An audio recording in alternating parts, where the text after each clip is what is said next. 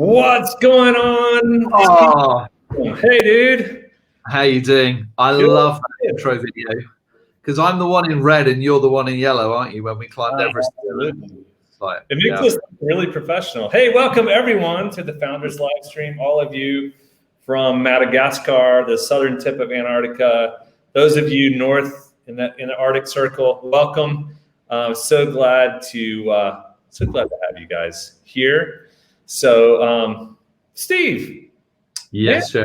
You know, I always start off, and I usually ask you a question. We always start these things, but I'm going to actually start us off a little differently. Come on, then. Change it up. Self-effacing realization. All of you who have ever done any filming, anything that you get this front view, and when you look at this front view, I obviously have a high forehead. You kind of have a high forehead. We both do. We're a little older. You have a lot more hair than I do. Yours is a little bit more gray, a little bit more wisdom. Yeah. But what happened when I was playing with the cameras, all of a sudden I started to look down, and I went over, and I'm like, look, I have no hair. I took the camera and I went up and I examined myself with the camera above, and I'm looking going, oh my goodness. Like, I knew I was balding for a long time, but I didn't realize it was that bad. And that's why you get all those sunscreen jokes that you always say to me. But I get it now. And so I'm thinking about doing a toupee, like a leadership toupee series, and just adding a toupee all the time. Anyway. This feels like a deeply private moment, just with obviously you're coming out as a bold man. This is acceptance. I'm not sure what we do, but I'm just so proud of you because I mean I still whenever we shared a hotel room, it was always just a joy watching you apply sort of hair product to each hair lovingly. I'm not sure whether you named them, but it all took a lot longer than it should have. So I salute you for your security to be able to go, I'm Jeremy and I'm a bold man, so go for it, Victory. Every day when I get up, I look at my pillow to see if there's any who have passed, and I go and bury them. Like there's 5 more gone, collect them. This is back to, I think at some point in the future, we promise we will do Founders Livestream from a clinic in LA for about 5 or 6 weeks running, where I will have liposuction and lose about 3 stone. And by the time you come out, you will look like you have a full head of hair. I'm just not sure blonde is going to work for me, though. That is a question for any of you who want to play, any of you that have a comment or two. What would you think about, what do you think about toupees? What do you think about what do you call do you do it or not? The little staples, or do you just go bald, or do I just have this ring as an old man in the next session of life? So, if anyone has any ideas, let us know. Didn't you used to sell American hair care products in a previous life, Jeremy? Is there anything from that you could pull into the future? I did used to sell African-American hair care products. That's right. That's a big part of my background. So, which is a whole story in and of itself. So anyway, that's not what we're talking about with the Founders Livestream. It's just when you start off and see yourself a certain way, it creates. So if anyone has a comment on that, please feel free to chime in. And what about you, Steve? What's going on over on the other side of the pond? What's going on in England these days? How are you feeling about things? Well, I mean, you know me, my glass is always at least half full. But even I confess a little weariness with the current COVID regimen here in the UK. We couldn't really run a bath. It's one of those ones where every culture has its own, sense of superiority, and you'll know that we have a love-hate relationship with the Germans and the French. Ironically, the French have overtaken, I think, but the Germans are running COVID like a military machine. It's just brilliant to watch. There's no lockdown. They've hardly got any cases.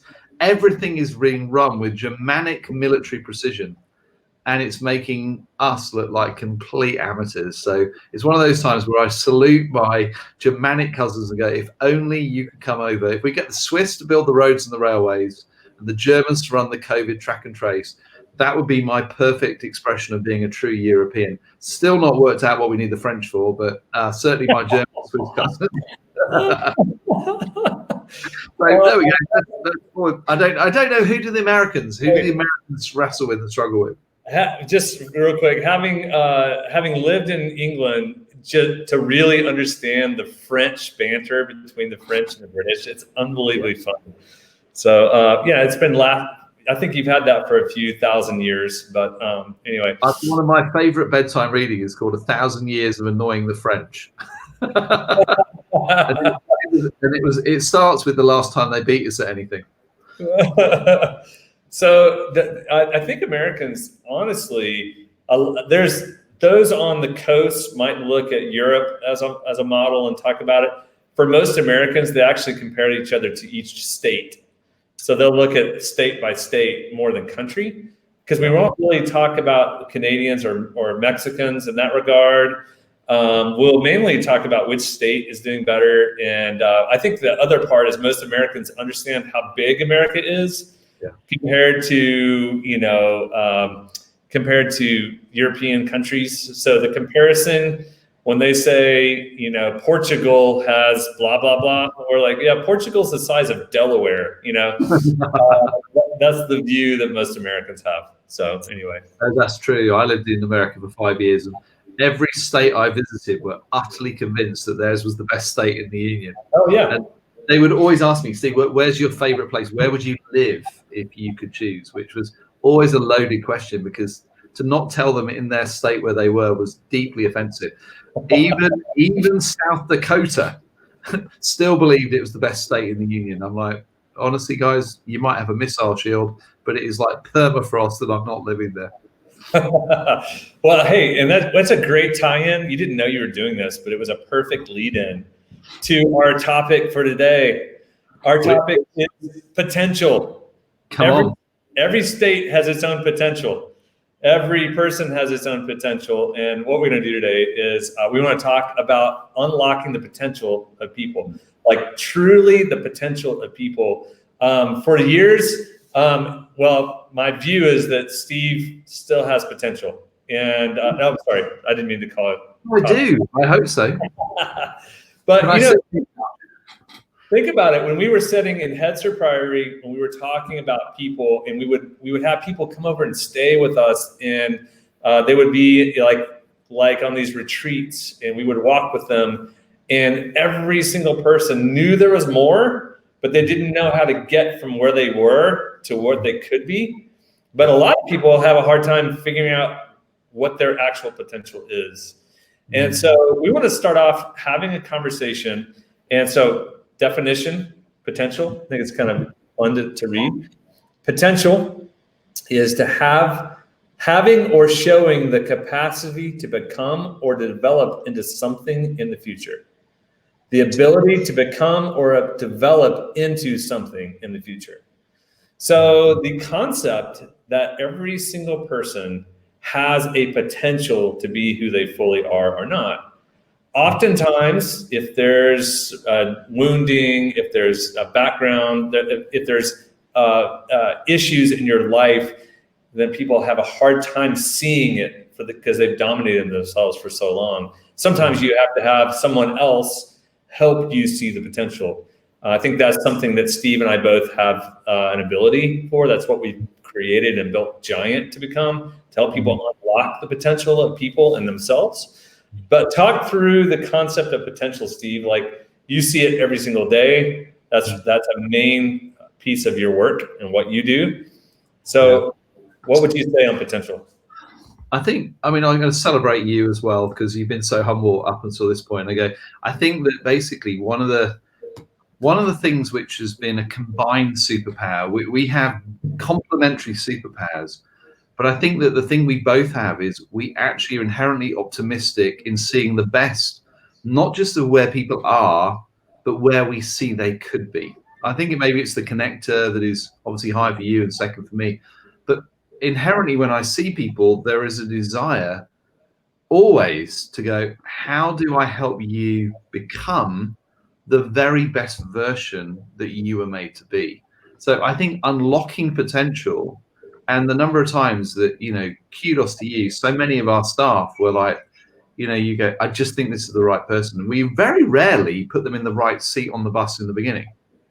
It was usually finding the right person with the right heart, the right character, who really bought in, I think, to the vision and mission and values, and then gradually finding the place where they could bring their best to the table. So for me, potential, it's interesting. I think we are more committed, or maybe say I am more committed, but you can say too, to usually finding the right people with the right desire, with the right attribute and the right buy-in, and then almost finding the place where they are able to be at their best. So the 70-30 would be the next piece of the puzzle. But I think when I watch what has happened with the evolution of Giant, very few people have come into their perfect role in the beginning. I don't know, but we've seen something in people, we've called something up in them and refused to give up on them, I would say.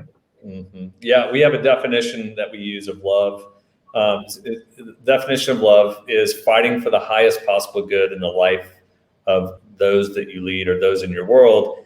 And then there's a second piece, until it becomes a present tense reality.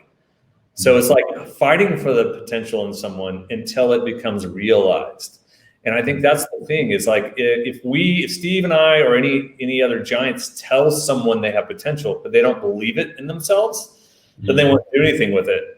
But if they actually latch onto it and then they go, I want to develop into that, I want to learn how to do it, and then they actually get there, then they've actually fulfilled their potential, because they became the very thing that other people saw in them. And I think that's a really, really important reality of that. In fact, the noun here, if I'm reading the noun of potential, it means the latent qualities or abilities that may be developed and lead to future success or usefulness. So it's the potential is the latent abilities, it's the qualities and the abilities that are in people. So if you are secure, confident, and humble as an individual, and if you're intentional to fight for the highest possible good of other people, then what you do is you see their potential and then you work to help them develop that. That is the skill set of a Sherpa, a liberating leader, a leader worth following, a 100x leader. All of these nouns and all of these metaphors that we've created to kind of explain what we're after in the giant world. So do you have a story, Steve, or someone you can think of that without name, you could say you showed them their potential and they walked into it?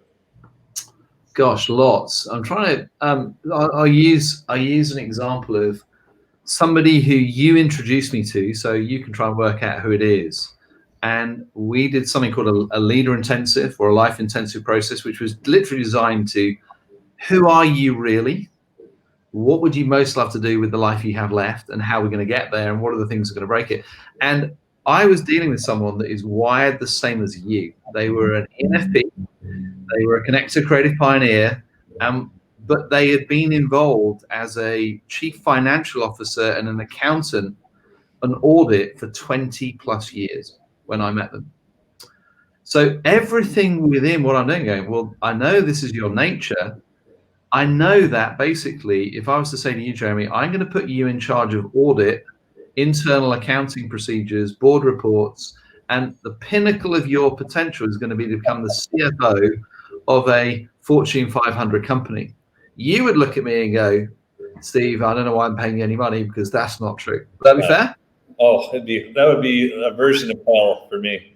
So what had happened was that actually when we dug into it, that basically the nurture, the environment that had shaped this individual was such a strong ought and should, that they'd grown up in a very small town in America, Swedish Lutheran, very traditional, very church-based, that basically there were certain things you were allowed to do and certain things you weren't. And in the end, you really chose whether you wanted to go into finance or law. So actually this person went into finance, and because the NFPs are naturally talented at everything, as I've told you before, and didn't understand who they were, they just thought everyone got exhausted by trying to do accountancy.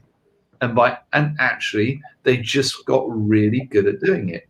So what happened, of course, is when I met them, thanks to you, and they suddenly realized that they've been using their other hand, or that their 70-30 been upside down. They've been doing a lot of guardian detail for years, but guardian was actually their nemesis voice or their fifth voice. It wasn't automatically. I mean, there's a moment where they go, oh my goodness, have I wasted 20 years? What I'm saying is no, not at all. You've developed skill sets and disciplines which most ENFPs never do. Once connector creative pioneers. Connector creative pioneers, sorry. But actually what that did was it led to a realization that actually this isn't me at my best. And what I've watched that individual go on to is they've become a CEO of organizations. They realize that they're visionaries, but actually Wall Street trusts them because they have a background in finance. And they've actually ended up almost living life very differently. But if you ask them, how happy are you? How happy is your marriage? How fulfilled are you? Their 70-30 is now aligned, that they're spending their time doing the things that they are by nature naturally gifted at. So if you think about it, that is, for me, unlocking potential by helping somebody understand. You'll never be, I mean, Jez, I know it'll be a huge surprise. You're never going to be the world's greatest CFO. Mm-hmm. I don't care how hard you try, because you're not actually made for that. Your potential will always be realized most powerfully when you're leading in the way that you were made to be at your best. So that's kind of my framework for potential, is how do you help people be in the place where they can actually be at their best, and usually far more energized, far more effective in that place. Is that helpful? Absolutely. So think about potential. If you're listening and observing and a part of this, what we've designed, we basically built a platform, a business called Giant. And this platform is first and foremost for you to understand yourself so that you could unlock, because there's a lot of inhibition and prohibition. Prohibition is when someone's told you you can't do things. Yeah. Inhibition is when you tell yourself you can't do certain things. So inhibition is what I found a lot of the potential in people is actually inhibition. They're afraid. They're claiming it's prohibited, that prohibition, that someone's telling them that they can't. So oftentimes what we do is we basically dust it off and go, no, this is who you're made to be. This is, or you're playing someone on TV, like Steve was saying, you're playing this CFO that's not who you are in personality and wiring. If you pivot and shift and move over here and get into this swim lane, now this has an opportunity for you, but it's up to you to actually overcome your own self-preservation, your own inhibition to get to that level. And so that's a really significant learning for anyone as far as unlocking potential of others means that you have to be fully unlocked. You have to be free in order to free other people. We've got a great question from Charles here, haven't we, really? So, Charles, that is not uncommon, by the way, is that actually being in a place where, you know, having children, usually mortgages, school fees, and the question then is to go, but I know that what I'm doing is not actually me at my best. Well, the answer is you have a choice to make, really. It's very hard to change from one to the other. What I'll usually say to people is this: if you don't have a compelling vision of what you would most love to do with the rest of your life, if money wasn't the issue, then you will almost always stay in the place where you are because it's too frightening. So we actually built a process called an intensive to do exactly that. So the question I'd ask you, Charles, is this, which is what I often ask people to go, if I said, I'm going to give you, I don't know what your number is, call it 250,000 a year, just to, if you need more, then we need to talk about your budget. But if I said, I'm going to give you 250,000 a year for the rest of your life, and all of your responsibilities will be taken care of, and Jeremie and I would invest with you whatever capital and bring all of our relationships to help you do the thing that you would most love to do. If we took away all those inhibitions and prohibitions, what would you most love to do with the life you have left? Once you can actually articulate that, then you begin to ask the question, is that prize worth the price of making that transition? So what I say, Charles, is this: just deciding it doesn't fit your personality won't be enough, but actually asking yourself, what would I do if I really had freedom, it's amazing what happened when people actually get a sense of that's what I'd love to live my life for. That would be me fulfilling my potential.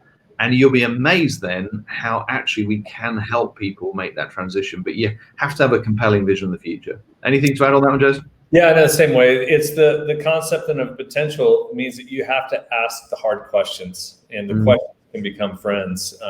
So the questions would be, what is your potential? It's not just a job. Hey, my job doesn't suit my personality, doesn't suit my job. Well, that's an indicator. That doesn't mean that you've stumbled into the right thing. You've got to do more work. And the work is, what is the vision? Who are you? How are you wired? What are the things that would suit your personality? Where do you come alive? All those questions that Steve asked. And that is a process. But if any of you are listening in general to go, what is your potential? Who is another question. Who can help you see that potential? Why have you maybe settled to where you're at now? Is there any self-preservation, any fear? Then you start getting into, how can I get from where I am into the next level? What are the options? What is my upside? What truly is my potential? I mean, all of these are good questions that get you to that point. The point, though, is that you have to get to the place where you're secure and confident and humble into who you are. And then when you're at that place, then you become a freedom fighter for other people. You become a liberator. You liberate other people by helping them understand their potential. And the best leaders in the world are the ones who learn how to support and challenge. But what they're doing is they're constantly seeing the potential of those on their team, and they're calling them up, not out. They're calling them up into their potential. And it's the role that they play and the person who they are. And when that mashes really well, that's when teams start to thrive. It's when fear takes over or faking it, where teams don't thrive as much. Yeah, that's great. Thanks, Charles, for asking a real question. And, we're always happy to follow up afterward. But I think it's a question. I mean, I'm going to ask you the question, Jeremy, just to give an example to go.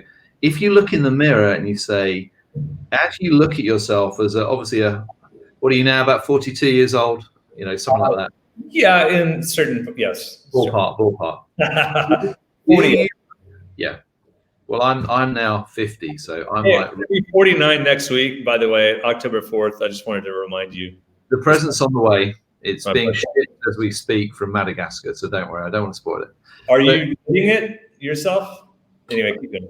Jez, I don't want to go there. It's fine. But my question is right now, if you take a snapshot, Jez, do you believe that you are fulfilling your God-given potential right now in the way you're living your life? So maybe if you go 100% is, I don't actually think there's anything else. So right now, as a 48-year-old, nearly 49 next week, how close are you to living into the fullest potential of Jeremie Kubicek, do you think? I appreciate you asking. And to be honest, with all those, this is live stream, right? I think that I believe that 55 to 70 are the most influential years of a person's life. So I've been preparing. I'm basically 6 years away from that season. To be honest, I think I've reached about 65% of my potential. I think the best is yet to come. I actually believe that what I was designed and made for hasn't been created yet. And I've been helping lots of other people create things, and I have been a part of that. But I think what I'm made to do for people, I think pieces of it has definitely been built with you and the 5 Voices, our tools, those kind of things. But putting it into the packaging and the things, I think it's coming. So my potential is I still feel like I have a lot more room. So thoughts on that? How would you answer it for me? And then we'll ask you the same question. I think that's a very, very good answer, actually, because I think that you have a duty gene. So you're an only child. Your desire to care for everyone else is amazing. So actually, you are always helping people fulfill their potential.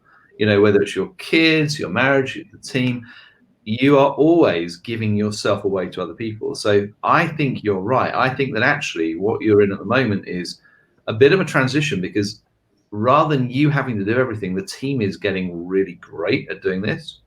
And there'll be a little bit of disorientation because you go, I'm used to having to do everything for everyone. And it'll be a little bit strange where you go, actually, I've got more time. I've got a bit of freedom. What is it that I was made for? And I think that's part of the next season of life for you, because I think you have the ability to influence at the very, very highest levels in pretty much any sphere of culture. When you're not in the micro feeling responsible for providing for everyone's need, I think doors will open where actually who you are will actually end up serving people in places that will surprise you. So I'm really encouraged that you think you're only there, because I think I would have gone for about the same for you, somewhere around about 65, 70%, because it's good. There is more to come. The best is yet to come. So that's my little reflection for you. Yeah, thank you. All right, let's ask the same question of you, and then we'll turn it over to everyone else to ask this question. So, or to answer the question, where do you think you are, Steve? Where's your potential at this season? I think mine's higher. I think I've already done a lot of what I was made for. So I would probably say I'm about 80%. I think there is undoubtedly more to come, but it's probably more of the same, and particularly multiplication of what it is that's the superpower that I was given. So I think for me is, I'm not sure how many brand new things there will be. I don't know. I'm open to that.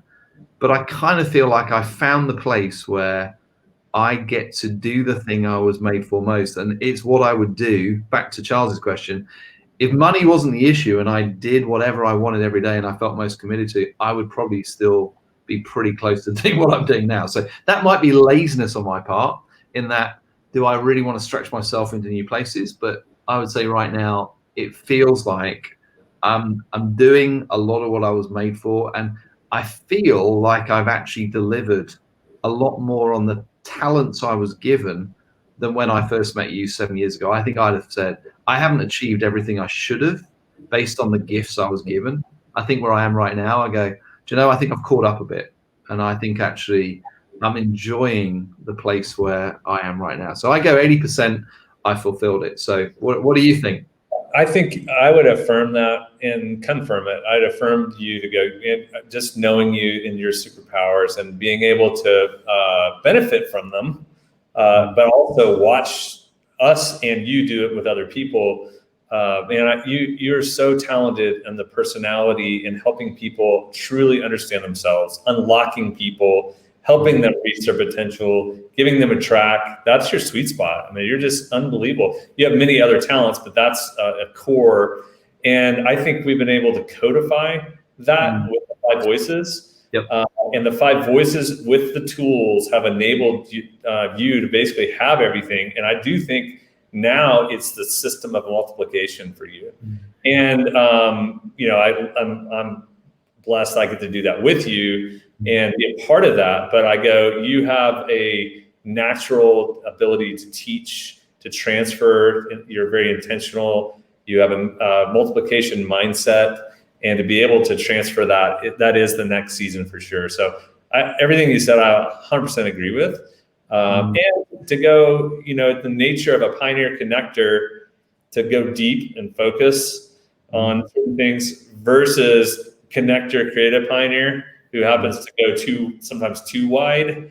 I think you have enough room that can keep your attention and excitement level to go deeper. And so I feel great for other people because of your potential.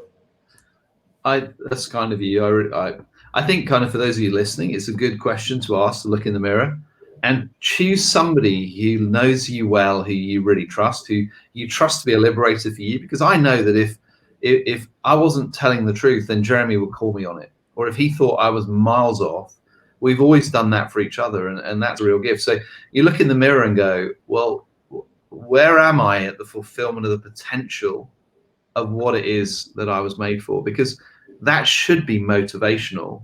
And if it's really low and you're stuck, and even if the salary's nice and everything's going well, but if you actually feel, if I keep this trajectory going, will I actually be in a place where I get to be the best version of me? I think that's a really good question to go, what's the trajectory, and actually what needs to change if you are going to fulfill as much of your potential you can in this life. So I love that. That's great.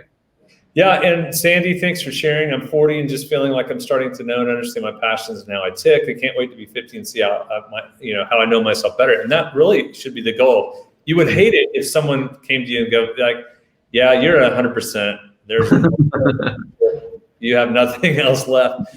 But a lot of people live that way because they've chosen to maybe get in their fear or depression or other issues that come in.